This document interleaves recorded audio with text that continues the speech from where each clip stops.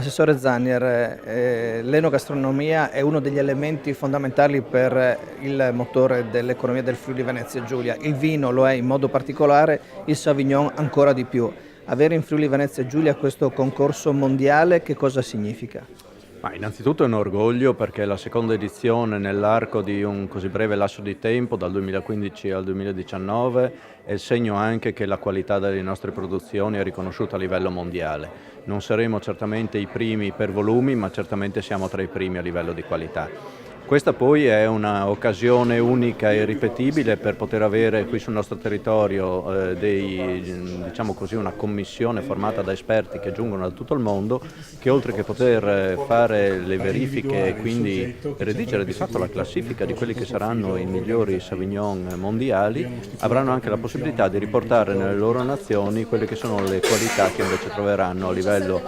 di accoglienza, a livello di proposta enogastronomica, a livello di una regione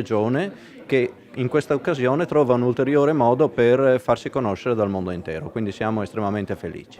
Il tutto con la collaborazione dell'ERSA che diventa ancora una volta il braccio armato della regione per la promozione delle qualità di livello del Friuli Venezia Giulia. Certo, questo rientra proprio nella caratteristica di una promozione di prodotto, in quanto qui non siamo a un concorso dove poi c'è una degustazione ma anche una vendita diretta ai possibili clienti finali, ma è veramente una espressione squisitamente tecnica con operatori del settore, operatori che poi possono, oltre che apprezzare i prodotti che verranno messi in degustazione, anche farsi un'idea di quali potrebbero essere degli sviluppi futuri